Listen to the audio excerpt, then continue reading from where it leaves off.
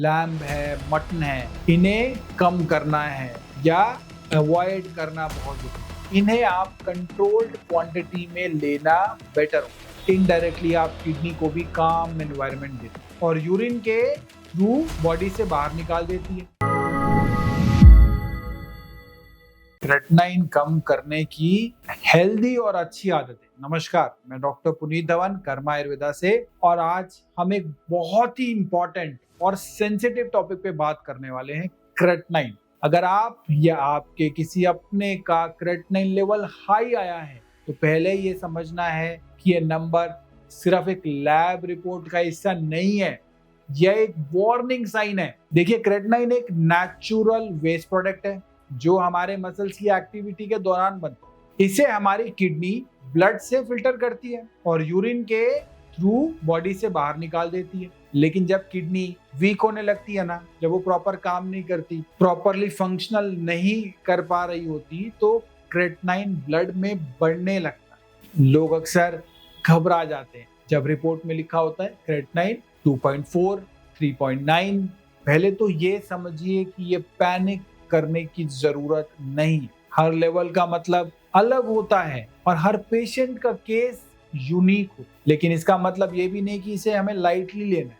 आज हम आपको कुछ सिंपल लेकिन ऐसे हेल्दी हैबिट्स के बारे में बताने वाले हैं जो आपकी किडनी को सपोर्ट कर सकती है और क्रेटिनिन लेवल्स को नेचुरली कंट्रोल में रखने में मदद करती है। सबसे पहले बात करते हैं हाइड्रेशन की, पानी की। पानी पीना है, लेकिन लिमिटेड और समझदारी के साथ। अगर आपकी किडनी स्टेबल है तो दिन में 2 से 3 लीटर पानी आप पी सकते हो, वो आपके लिए अच्छा है, मतलब एक हेल्दी किडनी के लिए, क्योंकि ये किडनी को फ्लश करने में मदद करता है। टॉक्सिन्स को फ्लश करने में जो इकट्ठा होते हैं ना, उनको बाहर निकालने में मदद करता है। लेकिन अगर आप डायलिसिस पर हैं या आपका फ्लूइड रिस्ट्रिक्शन दिया गया है ना, तो ब्लाइंडली पानी आपने नहीं पीना। हर पेशेंट के लिए फ्लूइड रिक्वायरमेंट अलग होती है। आपका डाइट भी डायरेक्टली आपके क्रेटिनिन लेवल को इफेक्ट करता है।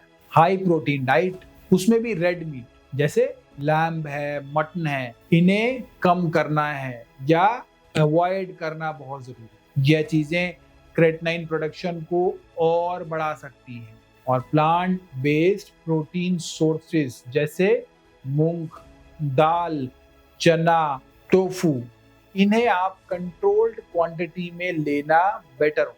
साथ ही प्रोसेस्ड फूड जिनमें सोडियम, फास्फोरस और प्रिजर्वेटिव्स हाई होते हैं ना, इन्हें अवॉइड करना चाहिए, क्योंकि ये किडनी पे अननेसेसरी बर्डन डालते हैं। एक और छोटी सी हैबिट लेकिन बहुत जरूरी और बेहद फायदेमंद, एक्सरसाइज, लेकिन मॉडरेट एक्सरसाइज। जब आप ओवर एक्सरसाइज करते हो या फिर एक अलग ही लेवल की फिजिकल एक्टिविटी में चले जाते हो तो मसल ब्रेकडाउन होता है, जिससे क्रेटिनिन और बढ़ सकता है। तो डेली वॉक, स्ट्रेचिंग, योगा, ये बेस्ट ऑप्शन। स्ट्रेस भी किडनी का दुश्मन है। मेडिटेशन करनी है और माइंडफुल ब्रीदिंग से आप ना सिर्फ स्ट्रेस रिड्यूस करते हैं, बल्कि इनडायरेक्टली आप किडनी को भी काम एनवायरनमेंट देते हैं। एक और मिसकंसेप्शन है जो मैं आज क्लियर करने वाला हूँ। क्रेटिनिन लेवल थोड़ा हाई होने पर हर बार डायलिसिस का इंडिकेशन नहीं होता। कई केसेस में अगर हम लाइफस्टाइल, डाइट और मेडिसिन सही से मैनेज करेंगे ना, तो हम किडनी को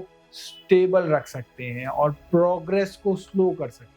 अब बात करते हैं एक और इम्पॉर्टेंट एस्पेक्ट, इसे निग्लेक्ट कर देते हैं ना बहुत सारे लोग, अरे छोड़ो ये तो ठीक है, हो जाएगा। ऐसी एक एस्पेक्ट है जो बहुत जरूरी है, इसे निग्लेक्ट नहीं करना, वो है स्लीप, यानी कि नींद।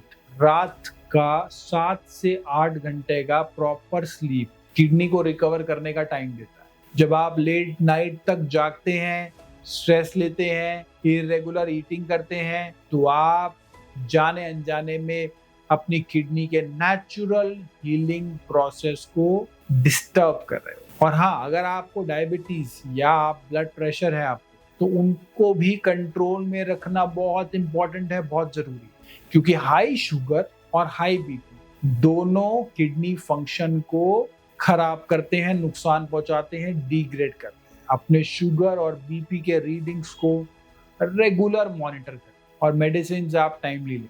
तो क्रेटिनिन एक सिग्नल है, लेकिन अगर हम वक्त पर सही डिसीजन ले तो इसे सीरियस होने से पहले हम बच सकते हैं। और अब वक्त आ गया है अपने पुराने आयुर्वेदिक चीज को याद करने का। हर घर गिलोय अभियान, एक गिलोय जरूर लगाएं अपने घर पे और छोटी मोटी बीमारियों से दूर रहें। नमस्कार, धन्यवाद।